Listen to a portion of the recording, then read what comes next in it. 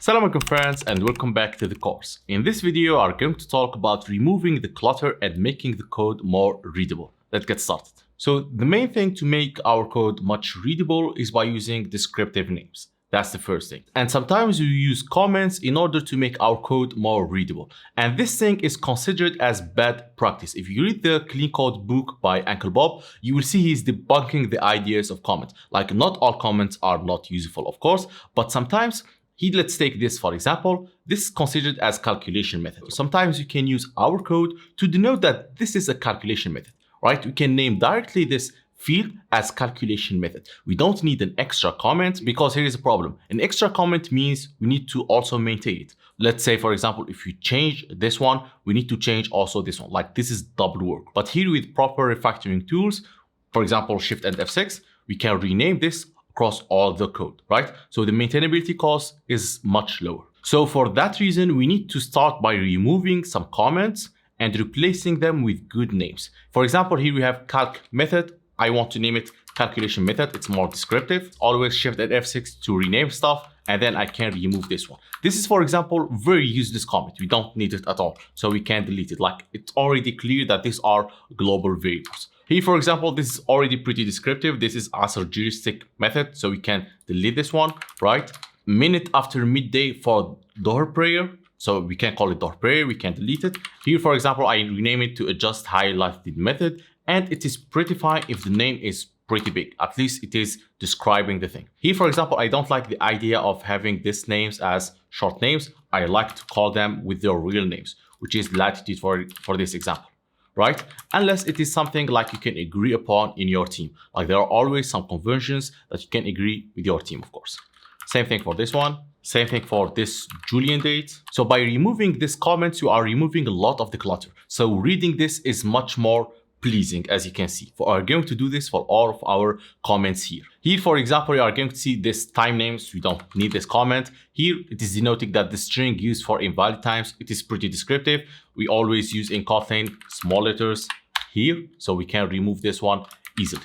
And here we do have a special comment that will help us to refactor, because sometimes you don't understand the code, as you can see. Let's talk here about something called method params. As you can see, this is a hash map. Of course, we are going to remove this dependency on the hash map directly and depend on the abstract type. This method param, as you can see, we are using it here, right? So here, as you can see, we have G values, K values. It denotes the parameters for the method.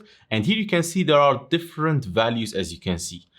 We don't understand what are these different values. So we do have here a comment denoting that. This FA, as he is saying, FA is Fajr angle, MS is the Maghrib selector, 0 if it is angle, or 1 if it is minutes, and so on. So you can see, I think this in the above comment, exactly. He's calling this one method param when initializing to a new array. We have FA, MS, MV, ES, and EV.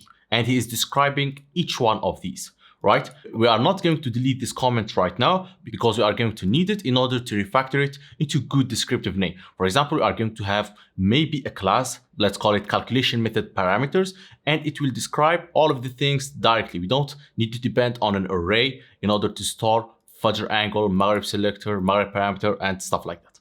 All right? So some comments are pretty fine. Here we have some clutter in the initialization, right? As you can see, we are initializing this thing here. We don't have to do that. We can initialize them directly above. So I'm going to remove that from here and put it here. We have here calculation method. So sometimes I use this technique, which is leaning on the compiler. So I make some errors. So the compiler will help me to do the refactor. So he can notify me, give me a feedback. Calculation method is 0, meaning we can delete it. Asterisk is 0, we can delete it. Dohr minute 0, we can delete it.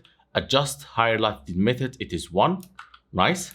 Time format is 0, pretty fine. And always try to rerun your tests to make sure that everything is fine. Awesome, everything is passing. This is the beauty of the test, of course. Now we are going to do this for this thing, of course. So you can see we are removing a lot of the clutter. I'm going to paste them here, exactly. For Jafri, it is 0, Karashi, it is 1, ESNA, it is 2, 3, I think, 4, 5, exactly here, it is 6, and custom is 7, and I can push it here, and I can remove this one with this thing.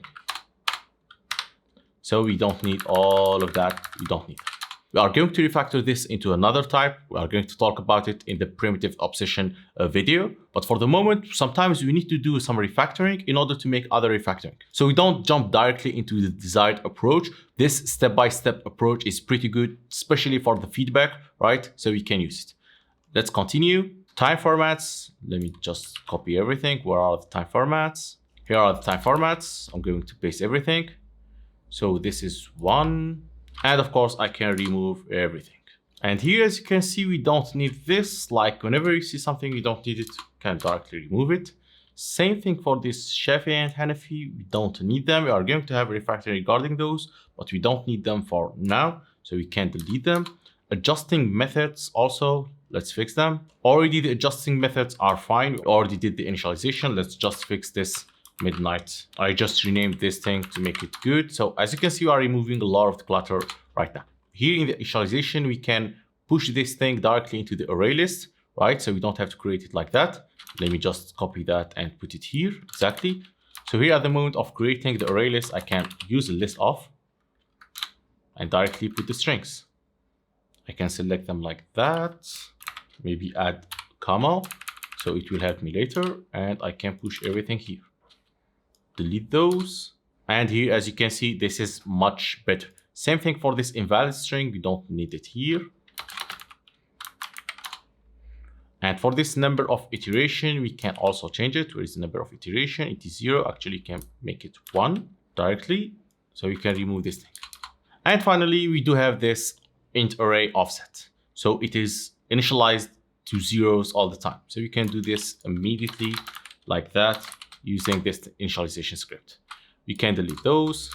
The only remaining thing is this one. We are going to do this in another time. The next thing is renaming functions and splitting functions. Here you can proceed and see what are the things you can change. For example, here we do have this radians to degree. It is pretty good. We can delete this comment. This one is pretty good. We can delete this comment, right? And here we have degrees to radians, right? So we can remove this comment and also make this function much readable. Degrees to radians, I think this is fine. Now we have, as you can see, degree sign. So it is called dsign. I can rename this one and make it degree sign. So now I can remove this comment.